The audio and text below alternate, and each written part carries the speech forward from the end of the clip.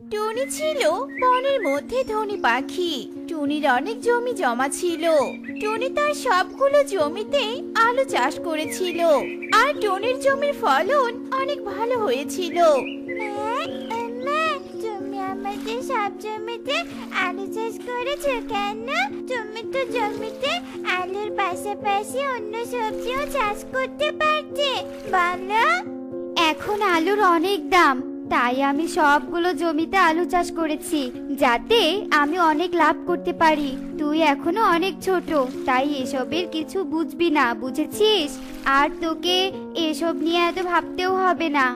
ঠিক আছে মা, আমি আর তোমাকে এসব কথা জিজ্ঞাসা করব না। এখন আমার রান্না খিদে পেয়েছে, তাই চলো আমরা বাড়িতে যাই। তুমি আমাকে কিছু রান্না করে দাও। আচ্ছা ঠিক আছে, চল। মা চুকি, তুই তাড়াতাড়ি এই পায়েসটুকু খেয়ে পড়তে বস। আমি একটু বাজারে যাব, তুই আবার বাড়ি থেকে কোথাও যাস না, বুঝেছিস? আচ্ছা ঠিক আছে মা, তুমি বাজারে যাও, আমি কোথাও যাব না।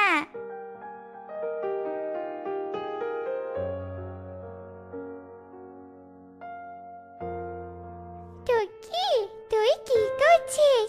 আমাদের সাথে খেলবি তুই? তোরা খেলা করবে, কিন্তু মা তো আমাকে পড়তে বসতে বলেছে। আমি এখন পড়া পড়বো রে। টুকি, তুই একটু পরে পড়তে বসিস। আর আমরা একটু খেলা করে নেই। মাসিমা তো বাড়িতে নেই, মাসিমা আসার আগে আমি আর কুহু বাড়িতে চলে যাব।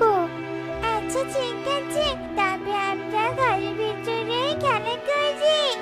এরপর টুকি পারলো কুহুকে নিয়ে খেলা করতে থাকে, আর এভাবে কিছুক্ষণ কেটে যায়। আর টুনি বাড়িতে এসে দেখে টুকি পারুলদের সাথে খেলা করছে।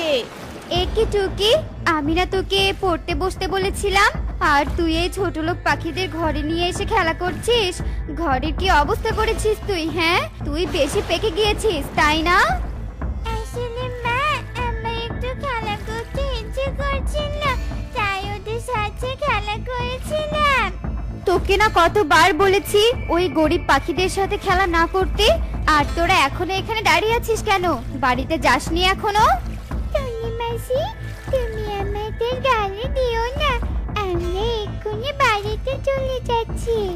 এ কথা বলে পারুল ও কুহু মন খারাপ করে বাড়িতে চলে যায়। আর এভাবে বেশ কিছুদিন কেটে যায়।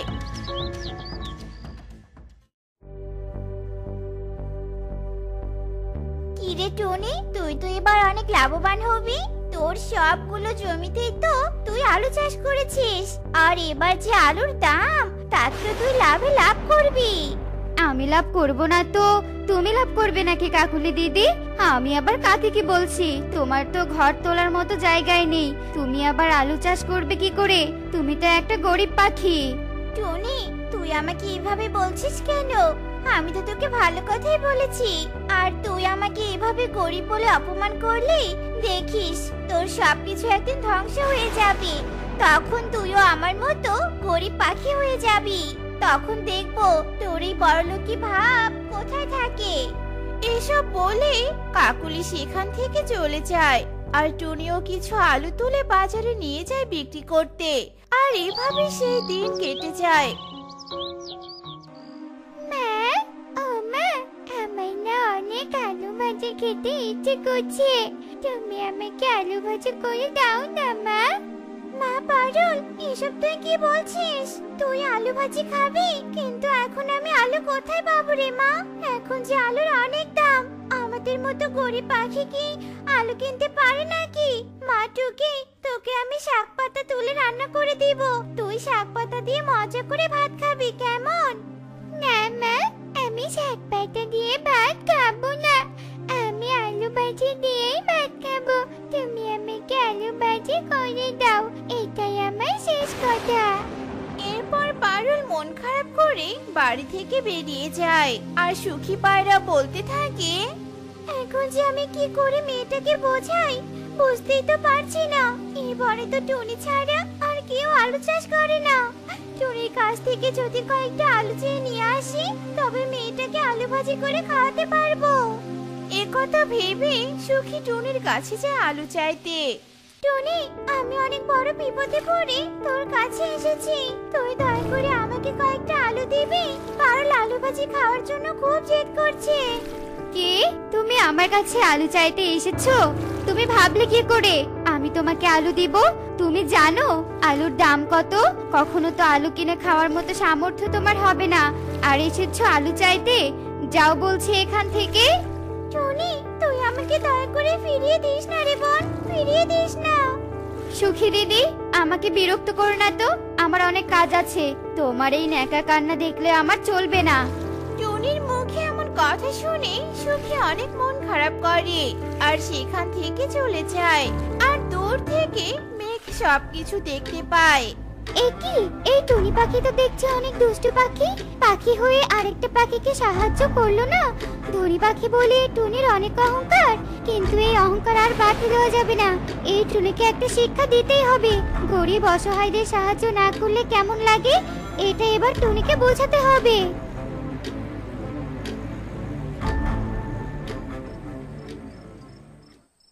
মা, তুমি এসেছো? আমি সে কখন থেকে তোমার জন্য অপেক্ষা করছি জানো। কেন রে মা, তুই আবার আমার জন্য অপেক্ষা করছিস কেন? মা, আমার খুব আলু ভাজি খেতে ইচ্ছে করছে, তাই আমি তোমার জন্য অপেক্ষা করছিলাম। এখন তো তুমি এসে গেছো, এখন তুমি আমাকে আলু ভাজি করে দাও কেমন? আমি মজা করে খাবো। তুই আলু ভাজি খাবি? কিন্তু এখন তো ঘরে আলু নেই, তোকে আমি আলু ভাজি করে দিব কি করে? এখন তো রাত হয়ে গেছে, জমি থেকেও আলু নিয়ে আসতে পারবো না। তুই চিন্তা করিস না, তুই এখন ঘুমিয়ে পড়। আমি কাল সকালে জমি থেকে আলু নিয়ে এসে তোকে ভাজি করে দিব, কেমন? আচ্ছা ঠিক আছে মা। এরপর টুকি ঘুমিয়ে পড়ে আর অন্যদিকে মেঘ টুনির আলু জমিতে বৃষ্টি দিতে থাকে। আর সারা রাত টুনির জমিতে বৃষ্টি হওয়ার ফলে আলু জমিতে পানি দিয়ে ভরে যায়, যার কারণে জমির আলুগুলো সব পচে যায়। আর টুনি সকালে জমিতে আলু তুলতে গিয়ে দেখে জমির সব আলু পচে গেছে। এ কি, আমার জমিতে পানি কেন? আর আলুগুলো তো মনে হচ্ছে পচে গেছে, কিন্তু এসব হলো কি করে? এখন আমি কি করব? আমার জমির দামি আলুগুলো যে সব নষ্ট হয়ে গেছে। তুমি আমার এত বড় সর্বনাশ কেন করলে? এরপর টুনি কাঁদতে কাঁদতে বাড়িতে চলে আসে আর টুকি তার মা টুনিকে দেখে বলতে থাকে, মা, মা, তুমি জমি থেকে আলু নিয়ে এসেছো? এ কি মা, তুমি খাচ্ছ কেন? মারে, আমাদের যে সব শেষ হয়ে গেছে। কেন মা, কি হয়েছে আমাকে বলো। এরপর টুনি টুকিকে সব কথা খুলে বলে। সব শুনে টুকি বলতে থাকে, তুমি এসব কি বলছো মা? আমাদের জমি সব আলু নষ্ট হয়ে গেছে, তাহলে কি আমি আর আলু ভাজি খেতে পারবো না? মারে, আমি তোকে আর আলু ভাজি খাওয়াতে পারলাম না। একদিন আমি গরিব পাখিদের অপমান করে তাড়িয়ে দিয়েছিলাম, আর আজ আমি আমার মেয়েকে আলু ভাজি খাওয়াতে পারছি না। এখন তুই বুঝেছিস গরিব পাখি হলে কেমন লাগে? হে কি, মেঘ তুমি? হ্যাঁ আমি। তোর খুব অহংকার ছিল, তুই গরিব পাখিদের সামান্যটুকু সম্মান করতি না, তাই আমি তোকে শাস্তি দিয়েছি। তাই তোর জমির আলুগুলো পচে নষ্ট হয়ে গেছে। মেঘ, তুমি আমার জমির আলু নষ্ট করে দিয়েছো। তুমি আমার এত বড় সর্বনাশ কেন করলে? কারণ তোর অনেক অহংকার, তাই তুই ধ্বংস হয়ে যাবি। না, তুমি আমাকে এমন অভিশাপ দিও না। আমি তোমাকে কথা দিচ্ছি, আমি আর অহংকার করব না। এখন থেকে আমি সৎ পাখিও ভালো পাখি হয়ে যাব। সত্যি বলছিস তুই ভালো পাখি হয়ে যাবি? হ্যাঁ মেঘ, আমি সত্যি বলছি। ঠিক আছে, তাহলে এখন থেকে তুই গরিব ও অসহায় পাখিদের সাহায্য করবি, ঠিক আছে? আর আমি তোর জমির আলুগুলো আগের মতো করে দিব, তুই কখনো লোভ করবি না। ঠিক আছে মেঘ, আমি আর কখনো লোভ করব না। এরপর মেঘ টুনির জমিতে আলু দিয়ে ভরিয়ে দেয় আর টুনি ভালো ও সৎ পাখি হয়ে যায় আর সুখে দিন কাটাতে থাকে। কি মজা, কি মজা! আমার কলা গাছে সোনার কলা ধরেছে। বাবা মা কোথায় তোমরা? তাড়াতাড়ি এদিকে এসে দেখে যাও, আমার কুড়িয়ে পাওয়া কলা গাছে সোনার কলা ধরেছে। এই রে, সন্ধ্যা হয়ে এলো বলে আজ তো মা আমাকে ভীষণ বকবে। আর এক মুহূর্ত দেরি করা উচিত হবে না, আমাকে এক্ষুনি বাসায় ফিরে যেতে হবে। এসব কথা বলে টুনটুন উড়াল দেয় আর টুনটুন দ্রুত বাসায় চলে যায়। টুনটুন তার মা টুনি আর বাবা টোনার সাথে থাকতো। টোনা টুনির অভাব অনটনের সংসার। টোনা সামান্য দিনমজুরের কাজ করে তার সংসার চালাতো। এই মুখপুরি, এই কোথায় গিয়েছিলি তুই? হ্যাঁ, সারাদিন কোথায় টোটো করে ঘুরিস বলতো আমাকে? সারাদিন টোটো করে না বেরিয়ে তো আমার কাজে একটু সাহায্য করতে পারিস নাকি? মা, আমি বাসায় আসতে না আসতে তুমি বকতে শুরু করে দিলে। আমি এখনো কত ছোট, আমি কি আর তোমার মতো সংসারের কাজ করতে পারি বলো? তা পারবি কেন? তুই তো শুধু টোটো করে ঘুরতেই জানিস। তোর বাবার এমন অভাবের সংসার, আর তোর মতো দোষী মেয়ে আমার জীবনটা একেবারে বরবাদ করে ছাড়লো। ঈশ্বর, এদের কবল থেকে তুমি আমাকে তুলে নাও, ঈশ্বর তুলে নাও। এসব কথা বলে টুনি রেগে সেখান থেকে চলে যায়। আর তখনই টোনা বাজার করে বাড়িতে ফিরে আসে। মারে, বাজারের ব্যাগটা তাড়াতাড়ি নে তো, খুব ক্লান্ত লাগছে। আর হ্যাঁ, তাড়াতাড়ি এক গ্লাস জল নিয়ে আয় তো মা, বড্ড পিপাসা লেগেছে আমার। সে না হয় নিয়ে আসছি বাবা, কিন্তু বাবা তুমি যে কচু কিনে এনেছো, এই কচু দেখলেই তো মায়ের মাথায় রক্ত উঠে যাবে। মা রাগারাগি করা শুরু করবে বাবা। কিন্তু কি করব মা বলতো, আজকাল তেমন আয় রোজগার হচ্ছে না, ভালো মন্দ বাজার করার মতো টাকা আমার হাতে নেই রে সোনা। টোনার কথা শেষ হতে না হতে টুনি সেখানে আসে। আর টোনার কথা শুনে টুনি বলতে থাকে, তোমার হাতে তো কোনো কালেই টাকা থাকে না, তুমি তো কোনো কালেই মাছ মাংস কিনতে পারো না। কচু আর শাকসবজি তো আমাদের জাতীয় খাবার হয়ে গেছে। তবে আমি আর কিচ্ছু বলবো না, আজ তোমাকে এই কচুই রেঁধে খাওয়াবো আমি। এসব কথা বলে টুনি টুনটুনের কাছ থেকে বাজারের ব্যাগটা কেড়ে নিয়ে যায়। আর টুনটুন জল এনে টোনাকে খেতে দেয়। এভাবেই যাচ্ছিল টোনা টুনি আর টুনটুনের দিন। আরে আরে, এটা কি? এটা তো দেখছি একটা কলা গাছের চারা। এতদিন তো জানতাম কলা গাছের চারা সবুজ হয়, কিন্তু আজ তো দেখছি কলা গাছের চারা সোনালী হয়ে গেছে। এটা কি সোনার কলা গাছের চারা নাকি রে বাবা? সে যাই হোক বাপু, আমি এই কলা গাছের চারাটা নিয়ে যাই, এটা বরং আমি বাসার পাশে রোপণ করব। এসব কথা বলে টুনটুন কলা গাছের চারাটা কুড়িয়ে নেয় আর সেই চারাটি নিয়ে বাসার পাশে রোপণ করে। কি ব্যাপার রে টুনটুন, ওদিকে কি করছিস বলতো? তাড়াতাড়ি আমার এখানে আয়, আর সবজিগুলো কেটে নে তো একটু, আমি রান্না করব। কি রে টুনটুন, কি হলো? আসছি মার, চিৎকার করো না তো, আমি এক্ষুনি তোমার সব সবজি কেটে দিচ্ছি, তবুও চিৎকার করো না। এসব কথা বলে টুনটুন দ্রুত এক বালতি জল নিয়ে আসে আর সেই জল কলা গাছের গোড়ায় দেয়। তারপর টুনটুন টুনির কাছে যায়। এমন লক্ষ্মীমন্ত মেয়ের মতো আমার কাছে সাহায্য করলেই তো পারিস। তা বলছি টুনটুন, তুই বাড়ির পিছনে কি করলি বলতো? তেমন কিছু না মা, আসলে আজ বাসায় বেরোর সময় আমি রাস্তার পাশে একটা কলা গাছ কুড়িয়ে পেয়েছিলাম, সেই কলা গাছটাই আমি বাসার পাশে রোপণ করেছি। আরে বাহ, তোর তো দেখছি ভালোই বুদ্ধি হয়েছে। তা বলছি, তোর দ্বারা তো কখনো ভালো কিছু হয়নি। এই কুড়িয়ে পাওয়া কলা গাছ যেন আবার অমঙ্গল ডেকে না আনে, এই আমি বলে রাখলাম। টুনির কথা শুনে টুনটুন চুপ হয়ে যায়। আর দেখতে দেখতে বেশ কিছুদিন কেটে যায়। বাবা, আমার কুড়িয়ে পাওয়া কলা গাছটা তো বেশ বড় হয়েছে, আর কটা দিন গেলেই তো আমার এই কলা গাছে কলাও ধরবে। এখন কলা গাছের যত্ন নেওয়া আরো বাড়িয়ে দিতে হবে। এসব কথা বলে টুনটুন কলা গাছের গোড়ার আগাছাগুলো পরিষ্কার করে দেয় আর আবার কলা গাছের গোড়ায় জল দেয়। আর কিছুদিন পরেই টুনটুনের কলা গাছে সোনার কলা ধরে। এ দেখে তো টুনটুন অনেক খুশি ছিল। কি মজা, কি মজা, আমার কলা গাছে সোনার কলা ধরেছে। বাবা মা কোথায় তোমরা? তাড়াতাড়ি এদিকে এসে দেখে যাও, আমার কুড়িয়ে পাওয়া কলা গাছে সোনার কলা ধরেছে। টুনটুনের চিৎকার শুনে টোনা টুনি সেখানে আসে। আর সোনালী কলা গাছে সোনার কলা দেখে তো টোনা টুনি ভীষণ অবাক হয়। কি রে টুনটুন, এটাই কি তবে তোর কুড়িয়ে পাওয়া কলা গাছ? আমি তো এতদিন ধরে তোর কলা গাছটা দেখিনি। এই কলা গাছটা সোনালী রঙের, আবার কলাও ধরেছে সোনার। আমি তো কিছুই বুঝতে পারছি না রে মা। গিন্নি, আমারও তো মাথায় ঢুকছে না কোনো কিছু। এমন কলা গাছও হয় তা তো আমার জানা ছিল না। ব্যাপারটা আমার মোটেও ভালো ঠেকছে না গিন্নি। এসব কথা বলে টোনা টুনি একে অন্যের মুখের দিকে তাকাতে থাকে। আর তখনই কলা গাছটা কথা বলে ওঠে। আসলে তোমাদের অবাক হওয়াটা খুবই স্বাভাবিক, তবে তোমরা অস্থির হয়ো না। তোমাদের মাঝে যত প্রশ্ন আছে সবকিছুর উত্তর আমি দিচ্ছি। আমি আসলে সাধারণ কোনো কলা গাছ নই, আমি একটা পরিকন্যা।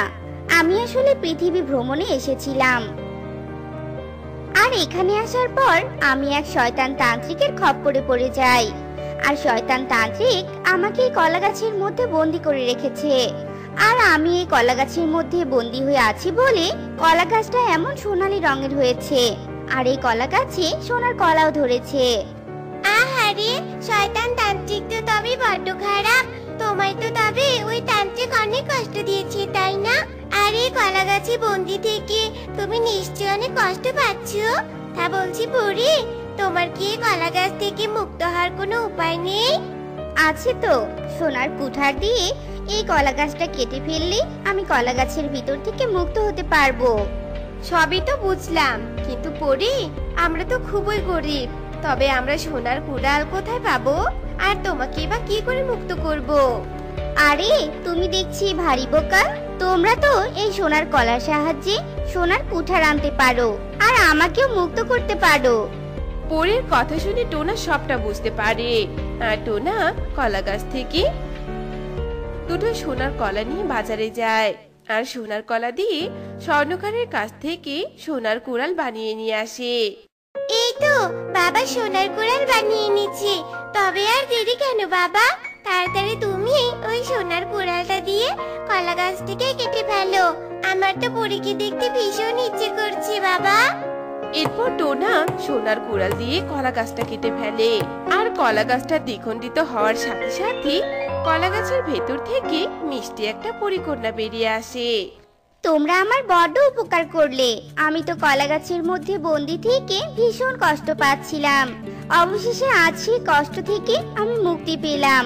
এজন্য আমি সব সময় তোমাদের কাছে কৃতজ্ঞ থাকবো। আর হ্যাঁ, এই সব সোনার কলা তোমাদের। এসব দিয়ে তোমরা খুব ভালোভাবে দিন কাটাতে পারবে। এইসব কথা বলে পরিকন্যা চলে যায়। আর সোনার কলার কাঁধে নিয়ে টোনা টুনি আর টুনটুন বাসায় ফিরে যায়। আর কলা গাছগুলোর সাহায্যে টোনা টুনি ও টুনটুন বেশ ভালোভাবেই দিন কাটাতে শুরু করে।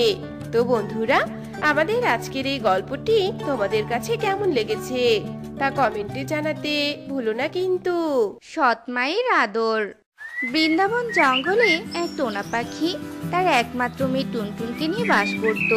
টোনার স্ত্রী টুনি টুনটুন জন্মের পরপরই মারা যায়। তখন থেকে টুনটুনকে টোনা একাই বড় করে তুলছে। মাছারা বড় হলেও টুনটুনের মনে একটাই দুঃখ ছিল, আর তা হলো টুনটুন জন্ম থেকে কথা বলতে পারতো না।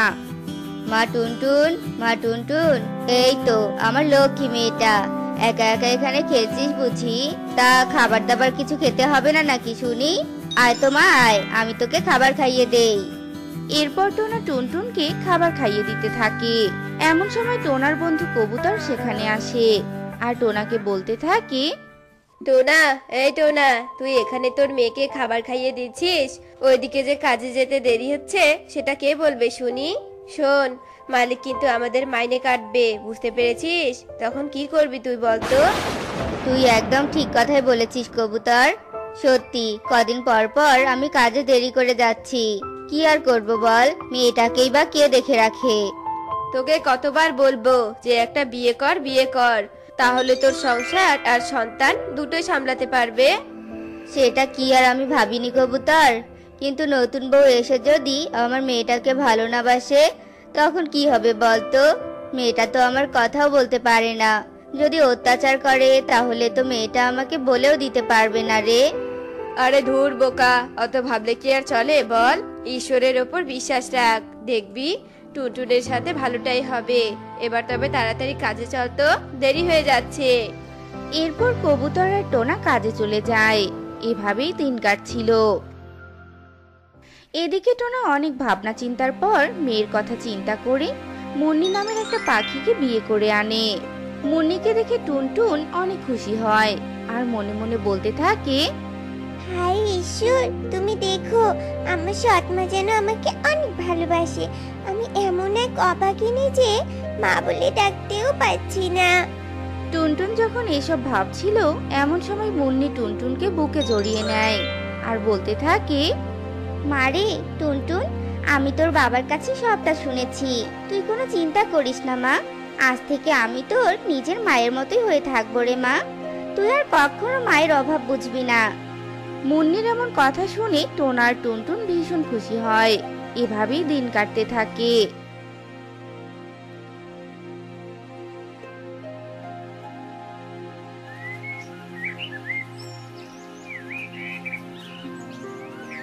মুন্নি টুনটুনকে অনেক ভালোবাসতো, একদম নিজের মায়ের মতো করে আদর স্নেহ করত। এসব দেখে টোনাও অনেক খুশি ছিল। একদিন কাকুলি কাকা আসে মুন্নির কাছে আর সে বলতে থাকে, কোথায় নতুন বউ কোথায়? দেখি তো দেখি। ও মা, টুনটুনকে খাইয়ে দিচ্ছে। বসুন দিদি বসুন।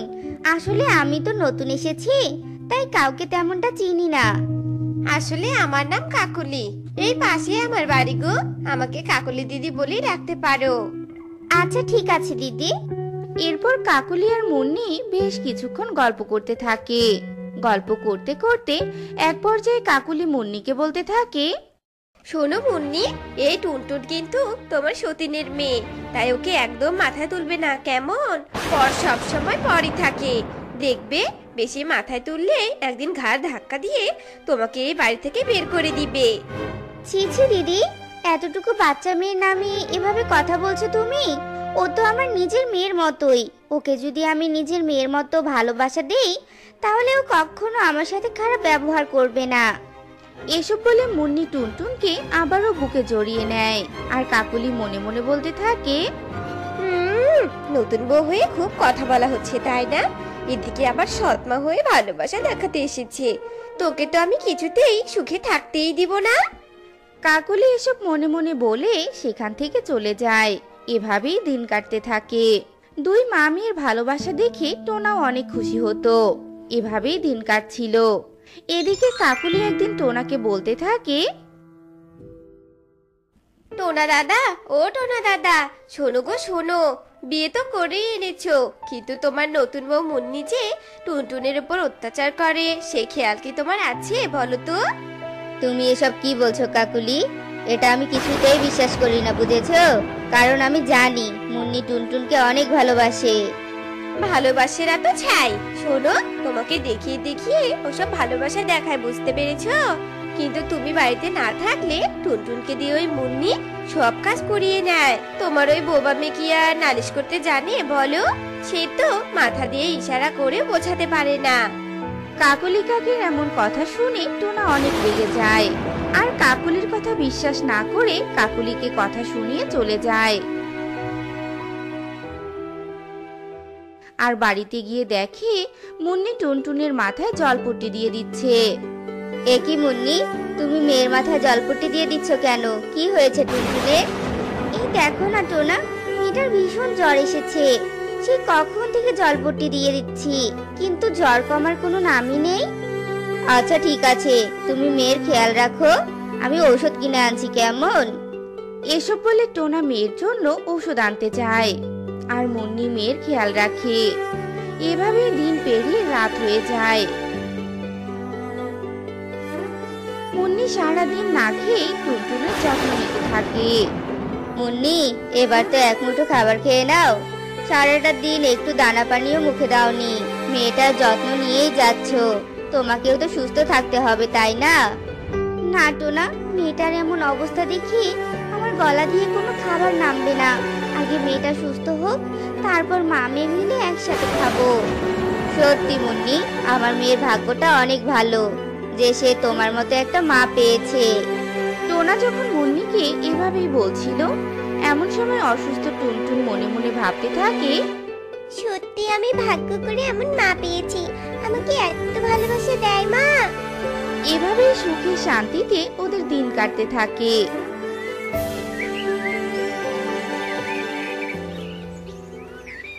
একদিন কাকুলির মেয়ে কুহু টুনটুনকে অনেক মারে, আর টুনটুনের হাত থেকে রক্ত ঝরতে থাকে। এমন সময় মুন্নি তা দেখে ফেলে। এ কি কুহু, তুমি টুনটুনকে মারলে কেন? ও কি দোষ করেছিল শুনি? মুন্নি যখন কুহুকে বকা দিচ্ছিল এমন সময় সেখানে কাকুলি কাকা আসে। হ্যাঁ রে মুন্নি, তুই আমার মেয়েটাকে কথা শুনেছিস কেন? হ্যাঁ, তোর সৎ মেয়ে বোবা বলে সাধু নাকি? নিশ্চয় ও আগে মেরেছিল আমার মেয়েকে। দিদি, তুমি তোমার নিজের মেয়েকে শাসন না করে আশকারা দিচ্ছ। মা টুনটুন, কাঁদিস না মা, চল তোর হাতে আমি ওষুধ লাগিয়ে দেই। এসব বলে মুন্নি টুনটুনকে বাড়িতে নিয়ে যায়। তখনও টুনটুন কান্না করছিল। এমন সময় কাকুলির সামন দিয়ে টোনা যাচ্ছিল। এই যে টোনা দাদা, তুমি তো আমার কথা বিশ্বাস করো না। বাড়িতে গিয়ে দেখো, মুন্নি টুনটুনকে মেরে হাত দিয়ে রক্ত ঝরিয়েছে। আমার কুহুর সাথে একটু খেলছিল বলে, জানো? কাকুলির কথা শুনে টোনা বাড়িতে চলে যায় আর গিয়ে দেখে টুনটুনের হাত দিয়ে রক্ত ঝরছে। আর মুন্নি বলছে, তোকে কতবার করে বলেছি কুহুর সাথে খেলবি না, ওর সাথে মিশবি না, তবু আমার কোনো কথাই শুনিস না তুই। মুন্নির কথা শেষ হতে না হতেই টোনা বলে, ছি মুন্নি, ছি, এই তোমার আসল রূপ। আর আমি কি না এতদিন কাকুলির কথা বিশ্বাস করিনি? কেন মেরেছো আমার মেয়েকে, বলো কেন মেরেছো? না না টোনা, তুমি ভুল ভাবছো। চুপ, তোমার আর কোনো কথা আমি শুনতে চাই না। তোমার আর এ বাড়িতে কোনো জায়গা নেই। এসব বলে টোনা মুন্নিকে কিছু বলার সুযোগ না দিয়ে বাড়ি থেকে বের করে দেয়। আর অসহায় বোবা টুনটুন শুধু চোখের জল ফেলতে থাকে। কাঁদিস না মা, আর কাঁদিস না। আমি জানি তুই এতদিন অনেক কষ্ট করেছিস, আর তা আমি আজ বুঝলাম। আজ থেকে তোর বাবাই সব রে মা। টোনার কথা শুনে টুনটুন মনে মনে বলে, তোমাকে আমি কি করে বোঝাবো বাবা যে মায়ের কোনো দোষ নেই? মা যে আমাকে ভীষণ ভালোবাসে। এভাবেই টুনটুন চোখের জল ফেলতে থাকে। এভাবেই 2 দিন কেটে যায়। টুনটুন প্রতিদিন মুন্নির জন্য চোখের জল ফেলতো। আর টোনা ভাবতো এতদিন মুন্নি অত্যাচার করেছে তাই টুনটুন কাঁদছে। ওদিকে মুন্নি না খেয়ে ভিখারির মতো জঙ্গলে নদীর পাড়ে হাঁটতে থাকে। কে জানে মেয়েটা আমার কি খাচ্ছি কি না খাচ্ছি। ঈশ্বর, তুমি ওকে সুস্থ রেখো ঈশ্বর। এভাবেই মুন্নি কাঁদতে থাকে। এদিকে টুনটুন একদিন ভাবতে থাকে, না, আজ আমি মাকে খুঁজে আনবই, যে করেই হোক। এরপর টুনটুন ওর মাকে খুঁজতে থাকে আর মুন্নিকে নদীর ধারে খুঁজে পেয়ে যায়। আর টুনটুন জোর করে তার মাকে নিয়ে বাড়িতে আসে। আর মুন্নিকে দেখে টোনা অনেক রেগে যায়। এ কি মুন্নি, তুমি আবার এ বাড়িতে কেন এসেছো বলো, কেন এসেছো? আমি সবটা বলছি বাবা। টুনটুনের কথা বলা দেখে মুন্নি আর টোনা ভীষণ অবাক হয়ে যায়। অবাক হয়ে না তোমরা, আসলে আমি যখন মাকে খুঁজতে বের হই তখন একটা পরীকে সাহায্য করায়। পরী আমাকে কথা বলার শক্তি দেয়। আর বাবা শুনো, মায়ের কোনো দোষ নেই, সব কাকুলি মাসির চক্রান্ত। এরপর টুনটুন সব কথা খুলে বলে। সব শুনে টোনা অনেক লজ্জিত হয়। মুন্নি, তুমি আমাকে ক্ষমা করে দাও। আসলে আমি মেয়েটাকে অনেক ভালোবাসি তো, তাই মাথা ঠিক ছিল না। এরপর মুন্নি টোনাকে ক্ষমা করে দেয়। আর এরপর থেকে ওরা একসাথে সুখে শান্তিতে দিন কাটাতে থাকে। তো বন্ধুরা, আমাদের আজকের এই গল্পটি তোমাদের কাছে কেমন লেগেছে তা কমেন্টে জানাতে ভুলো না কিন্তু।